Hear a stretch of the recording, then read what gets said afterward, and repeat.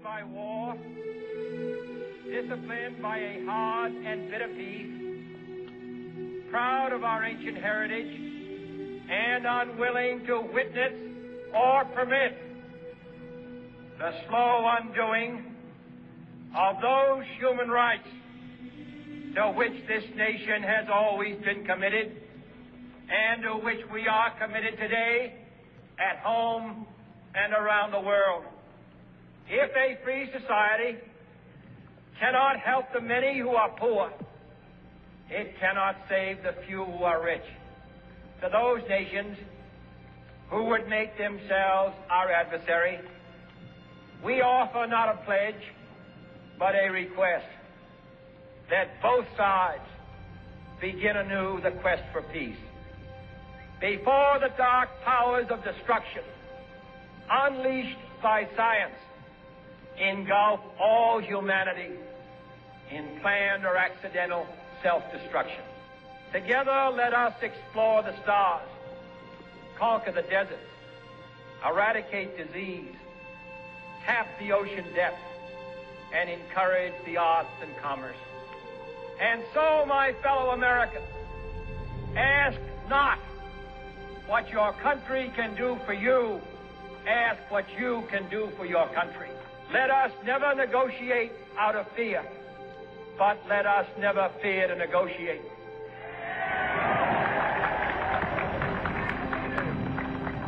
In the long history of the world, only a few generations have been granted the role of defending freedom in its hour of maximum danger. I do not shrink from this responsibility. I welcome it.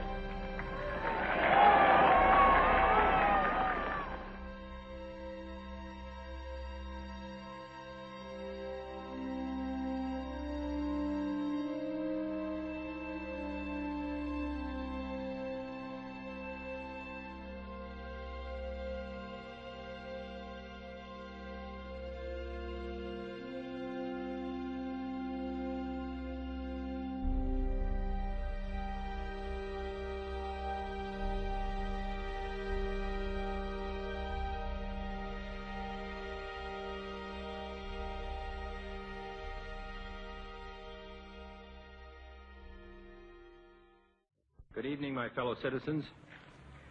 This government, as promised, has maintained the closest surveillance of the Soviet military buildup on the island of Cuba.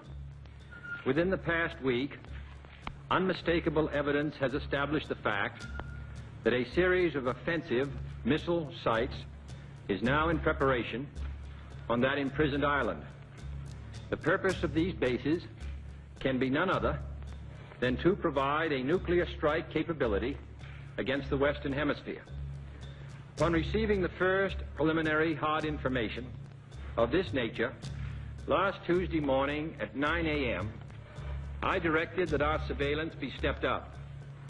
And having now confirmed and completed our evaluation of the evidence and our decision on a course of action, this government feels obliged to report this new crisis to you in fullest detail.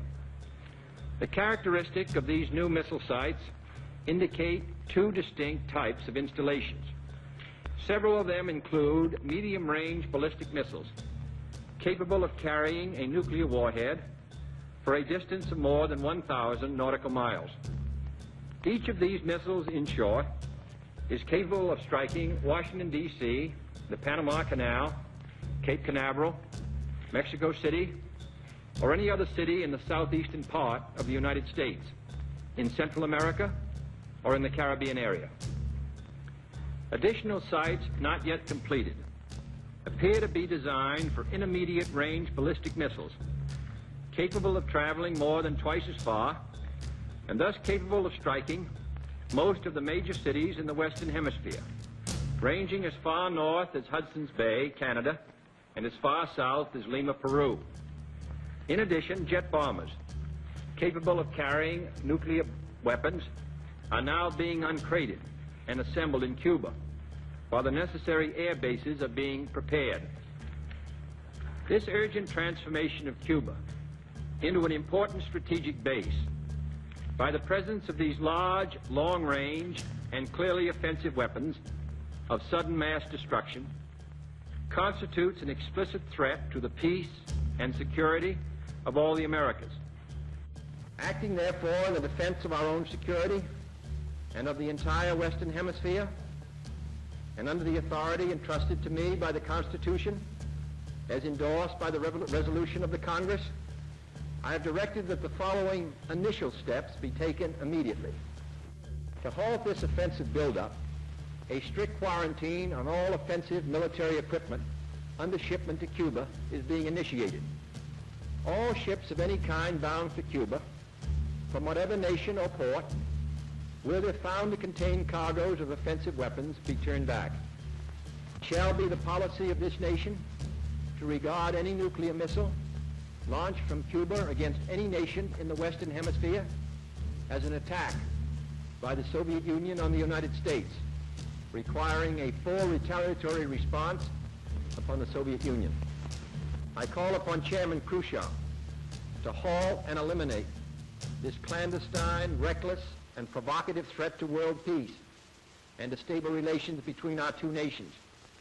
I call upon him further to abandon this course of world domination and to join in an historic effort to end the perilous arms race and to transform the history of man. Our goal is not the victory of might, but the vindication of right. Not peace at the expense of freedom, but both peace and freedom here in this hemisphere, and we hope around the world. God willing, that goal will be achieved.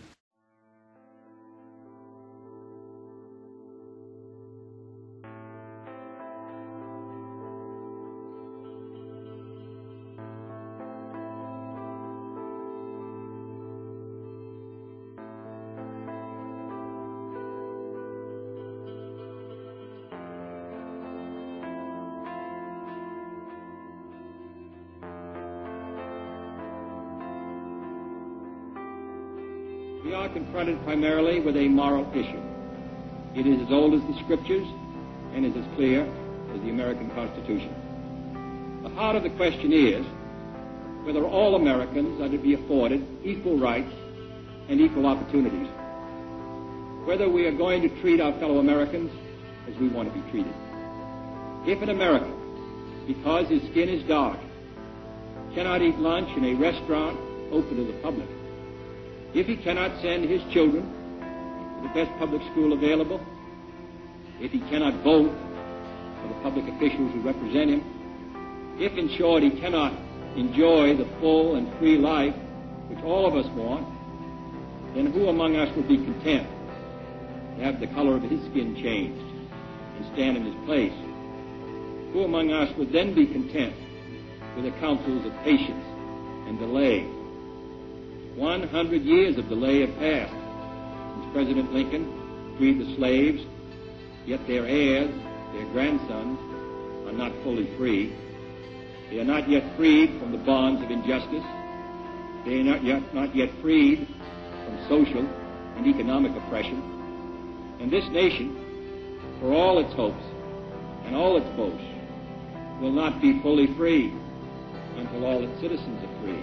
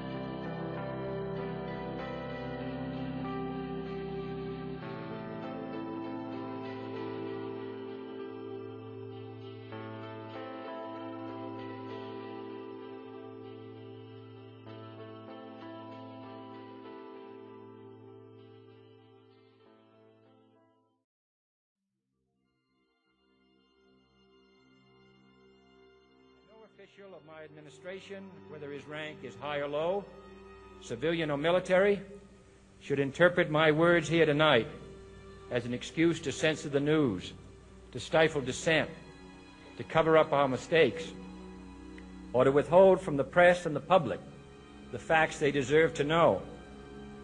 For we are opposed around the world by a monolithic and ruthless conspiracy that relies primarily on covert means for expanding its sphere of influence, on infiltration instead of invasion, on subversion instead of elections, on intimidation instead of free choice, on guerrillas by night instead of armies by day.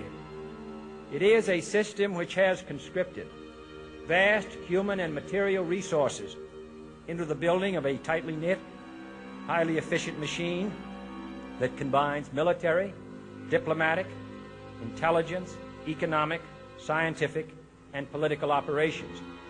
Its preparations are concealed, not published. Its mistakes are buried, not headlined. Its dissenters are silenced, not praised. No expenditure is questioned, no rumor is printed, no secret is revealed. No president should fear public scrutiny of his program, for from that scrutiny comes understanding, and from that understanding comes support or opposition, and both are necessary. I am not asking your newspapers to support an administration, but I am asking your help in the tremendous task of informing and alerting the American people. Without debate, without criticism, no administration and no country can succeed, and no republic can survive.